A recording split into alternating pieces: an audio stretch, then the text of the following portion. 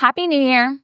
A new year brings fresh starts and new goals, and shinier, healthier hair should definitely be one of them. I know it is for me. Whether you're looking to grow your hair longer, make it shinier, strengthen it, or repair damage, you are in the right place. Welcome to my channel. My name is Cherygibson. I've been in the salon industry, the beauty industry, for going on 24 years now. I have also owned a salon for the last 10. And today, I'm here to share my expertise to help you achieve your most beautiful, healthiest hair. So let's dive right into my top 10 tips to achieve the healthiest hair of 2025. All right, tip number 1, nourish from within, aka supplements. The right supplements can make all the difference in your hair health.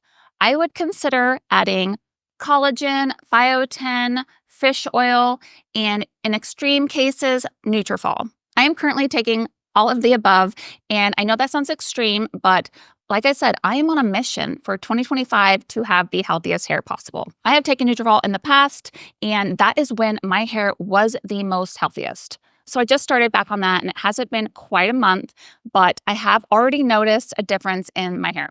Now, don't feel like you have to take all of these supplements. It can get quite costly. I totally get it. Now, if I had to choose just one of those supplements, I would say biotin. It's definitely one of the most cost-effective and science-backed supplements that you can take for your hair, and the most widely used for someone who is trying to strengthen and grow their hair. I will put a link in the description of the brand that I take, and they are little teeny weeny, and they are 10,000 mcg per pill. Now, of course, if you can layer in the fish oil, that's really good for your hair, your skin, and your nails. And of course, super great for your brain health. And then, of course, collagen has so many benefits. Okay, so for my collagen concoction, what I usually do is about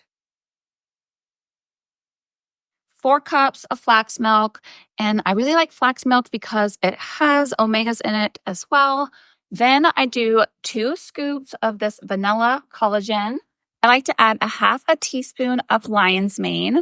I had took it out of its original packaging and put it in this dark container. And it doesn't taste horrible. You can't really taste it. Sometimes I'll put it in my coffee, but now that I've been religious about my collagen shakes, I have been putting it in there. And then lastly, I will do some cinnamon. This also helps kind of like drown out any of the lion's mane, few dashes. And I most of the time will put it in a little blender.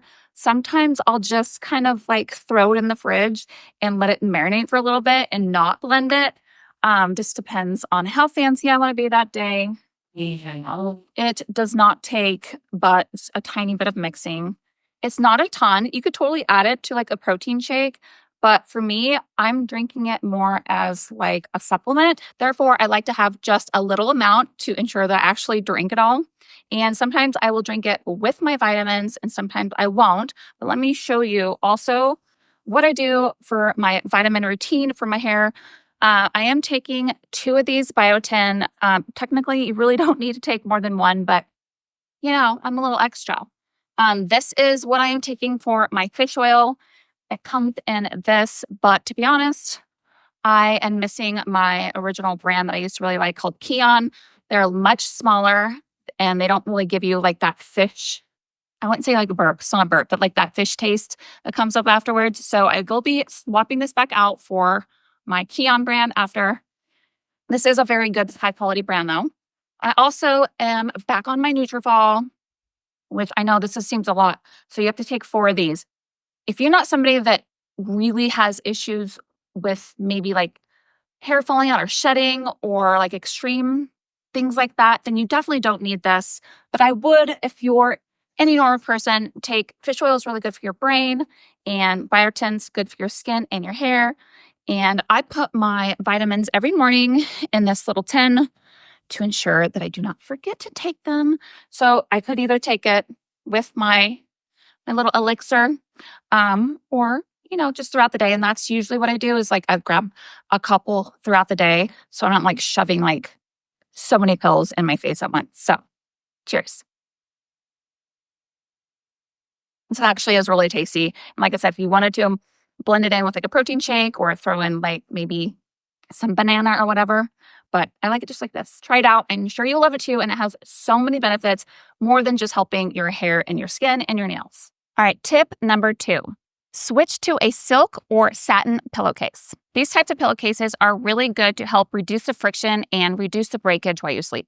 And it's also really good for your skin to help prevent fine lines and wrinkles while you sleep. Now, they have so many brands on the market. For a splurge, the most fancy one you can get is the slip pillowcase for a total of $89. Yes, I have been guilty of buying one of those in the past, but let me tell you, you don't have to. There is so many more available on the market that you can get them on Amazon for anywhere from like $10 all the way up. I actually just recently bought one. I think it comes tomorrow. I'm really excited about it. And actually, I will put it in the description because it had a lot of really good reviews and I'm very excited about it. Kind of haven't been doing that for a while, but here we are, 2025 goals. And that is one of the things that I know will help reduce the dryness, like I said, the friction, and help prevent the fine lines and wrinkles that, that all care about. And of course, they come in all different colors. And I got the blush pink one, of course. Tip number 3. Wash smart. What does that mean? Try not to wash your hair more than 3 times a week. For people who are an everyday washer, there are things that you can do to prevent your hair from getting really dry. Your hair and your scalp takes time to build up oils. And if you're stripping it every day, well, A, it's going to go into overdrive and produce more oils. And your scalp's not getting it's like probiotics. It's not getting that. So you're going to it's going to kind of take away the nutrients from your hair. Therefore, your hair is going to become drier, more brittle, and be prone to breakage. Now, if that's not reason enough, then I don't know what is. Another thing that I recommend doing, if you're not going to be going out in public or seeing anybody, try just rinsing and conditioning your hair. You would be surprised at how your hair feels afterwards. It's going to release all the product and be super shiny. Your scalp will get a little bit more moisturized. And then at least you're rinsing out maybe your gym sweat or whatever it is that you feel like you have to get out of there. If you do prefer to wash daily, try using a cleansing cream or a cleansing conditioner. They have cleansing properties, but also feel like a conditioner. So you're getting the best of both worlds. I recommend the Orbe cleansing cream. I will link it. I also recommend the r+co foaming conditioning cleanser. I will also link that. It's going to be a little more cost effective. They work a little differently, but they essentially do the same thing. Another thing I highly recommend is clarifying your hair. You don't have to do it that often, but if you are somebody who uses a ton of product or gets a lot of buildup or sweats a lot, things like that, a clarifying shampoo is going to remove the buildup and promote healthy scalp. I already said this, but I want to stress it even more. Make sure you're using a professional one, especially if you have color-treated hair.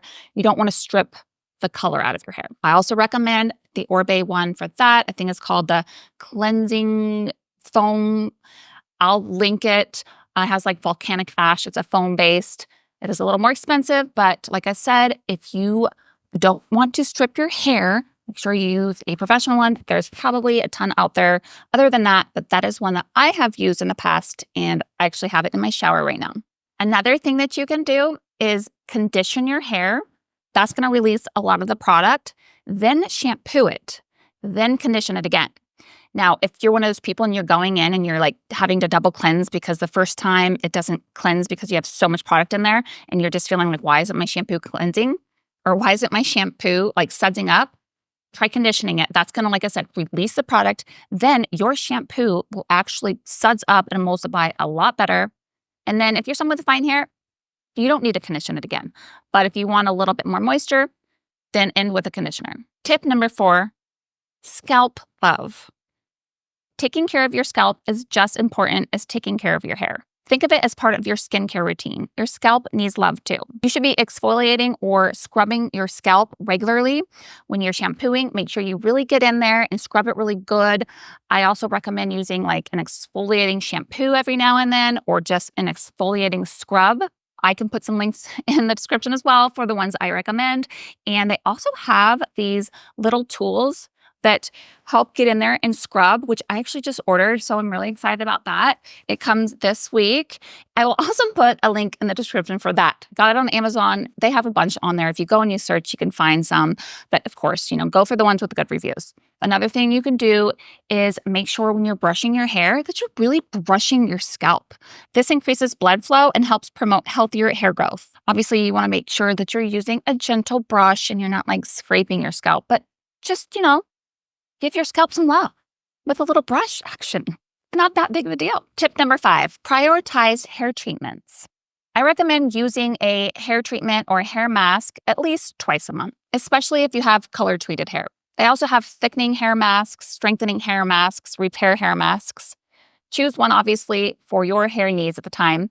I highly recommend Orbe again. They have one for strengthening called Hair Alchemy. Choose that if you're not like really repairing damage, but you're needing to help strengthen your hair. If you do need the repair, Orbe's Gold Lust mask would be my go-to choice. And I actually alternate between the two depending on what I need. Right now, I'm kind of like in between, so I alternate them between the strengthening and the repair. Now, for major repair, I would opt for the K18 mask, and that goes on a little bit differently. That is something that you would typically use after you purchase it for the first 4 washes, and then you can kind of alternate it every other wash. But that is definitely a highly recommended one that works really well and it doesn't weigh your hair down. If you're interested in the science behind K18, I did a video about that back in the day. I will link that. And lastly, treat yourself to a professional hair treatment every once in a while. Tip number 6, trim for health. Keep your ends fresh with regular trims. Now, you don't have to be going and getting a trim every 6 to 8 weeks. But if you're somebody who's like, I don't want to trim my hair because I'm growing it and I want to get it as long as possible, let me tell you, if you don't trim your hair, what will happen is your ends will end up breaking and then trimming themselves. So at the minimum, try to get your hair trimmed at least every 10 to 12 weeks.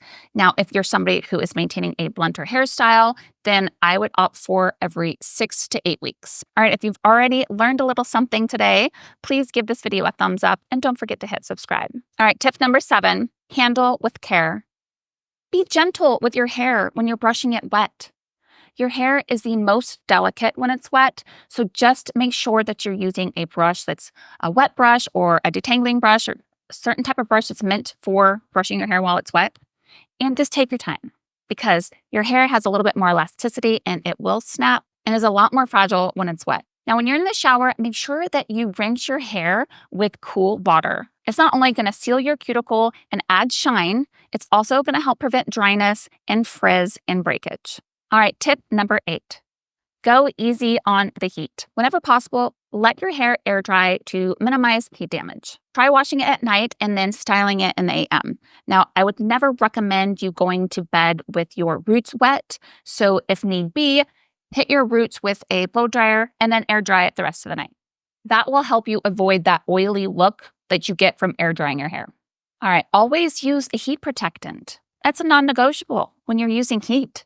Now, if you're going to be air drying, put your heat protectant in the night before and style as usual in the morning, or you can opt for a heat protectant that's meant for dry hair. I have a few that I love that I will also link in the description below. One of my favorite dry heat protectant spray I have right here, so I grabbed it, is the Orbe Gold Lust heat protectant spray. It's super lightweight and adds a lot of silkiness to your hair.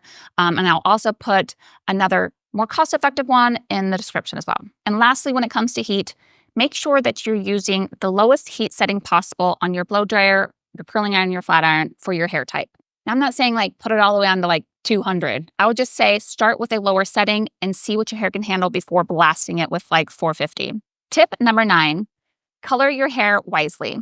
Now, if you're somebody who highlights your hair, I would suggest highlighting your hair every other appointment and getting a base break or a shadow root or a root tap in between. And that'll help diffuse your highlights and get you to the next appointment, but it'll also give your hair a little break and it'll also save on your pocketbook. I actually just did that. I skipped highlighting my hair for, gosh, I feel like it was like 3 months and I just got blonded. So I did. I was very good and now I'm blonde, but now I won't get my hair highlighted for another 3 months. We'll see. And that is another reason why I'm very diligent about following the tips that I'm mentioning today. Tip number 10, rotate and cycle through your products. Your hair's needs change over time. You should rotate your shampoos, your conditioners, and your mask to your current hair's needs. For example, you might not always need repair-focused products, so switch to something lighter when necessary. Your hair can also get used to certain products over time and then not work as well, so that is just another really good reason to swap out your products. Plus, it's always fun trying something new. I am very guilty of that, and my husband's like, really, Chery, you needed another blah, blah, blah? And I'm like, yeah, I did. All right, there you have it. Those are my top 10 tips for stronger, healthier hair in 2025. Thank you guys so much for watching. I hope you guys learned a little something. Please don't forget to give this video a thumbs up, share it with a friend, subscribe so you don't miss out on any more of my beauty tips, and I'll see you in the next one.